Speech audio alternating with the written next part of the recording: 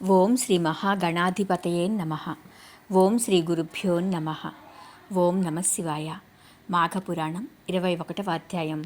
దత్తాత్రేయుడు కార్తవీర్యార్జునకు ఉపదేశమిచ్చుట గురించి తెలుసుకుందాము. దత్తాత్రేయుడు బ్రహ్మ విష్ణు మహేశ్వరుల యొక్క అంశమున జన్మించిన వాడు.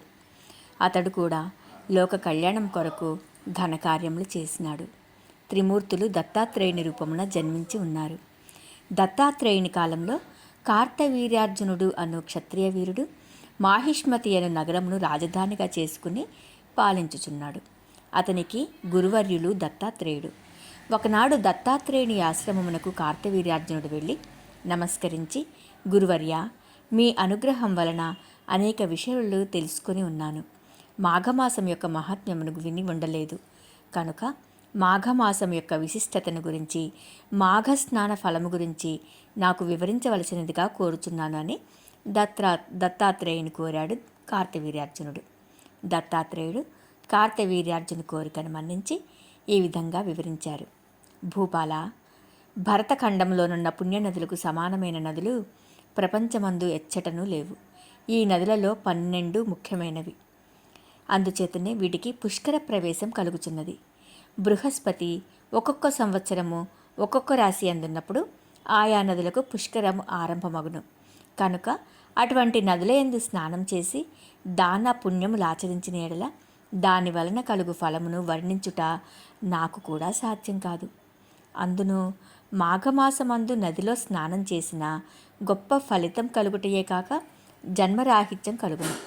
కనుక ఏ మానవుడైనను మాఘమాసంలో నదీ స్నానం తప్పకుండా చేయవలను. అటులా చేయని ఎడల ఆ మనుజుడు జన్మలందు తాను చేసుకున్న పాప ఫలము అనుభవించక తప్పదు. మాఘమాసంలో సూర్యుడు మకర రాశి అందుండగా మాఘస్నానంబు చేసి ఒక సద్బ్రాహ్మణునకు దానధర్మములు చేసినచో పంచమహాపాతకములు చేసిన వాడైనను ముక్తి నొందగలడు అని దత్తాత్రేయుడు కార్తవీర్యార్జునకు ఈ విధంగా చెప్పుచున్నాడు. పూర్వకాలమున గంగానదీ తీరమున ఉత్తర భాగమున భాగ్యపురమను పట్టణము కలదు. అందు నివసించు జనులు భాగ్యవంతులు. గొప్ప వ్యాపారములు చేసి దానం సంపాదించి అపర కుబేరుని వలె ఉన్నారు. ఆ నగరములో హేమాంబరుడను వైశ్యుడు కలడు. అతడును గొప్ప ధనవంతుడు. బంగారు నగలు, నాణములు రాసుల కొలది ఉన్నవాడు. మరికొంతకాలమునకు హేమాంబరుడు చనిపోయాడు.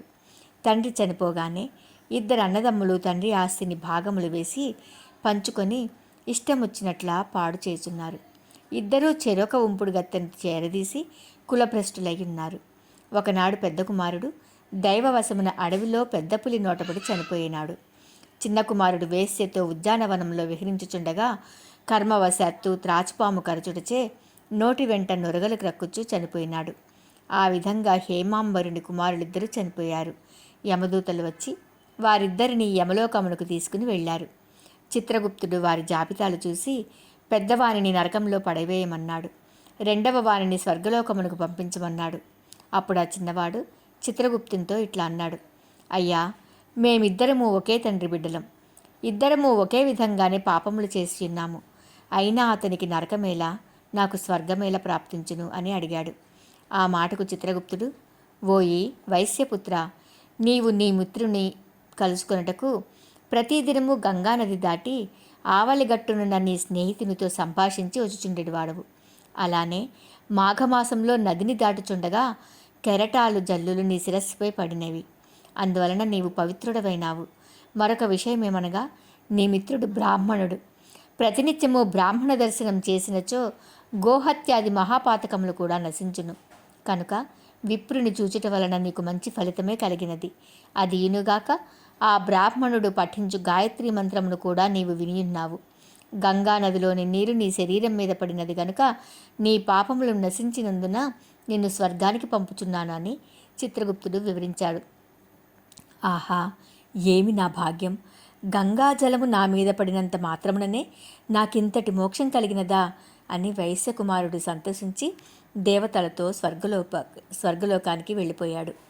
21వ అధ్యాయం సంపూర్ణం. ఓం నమ శివాయ.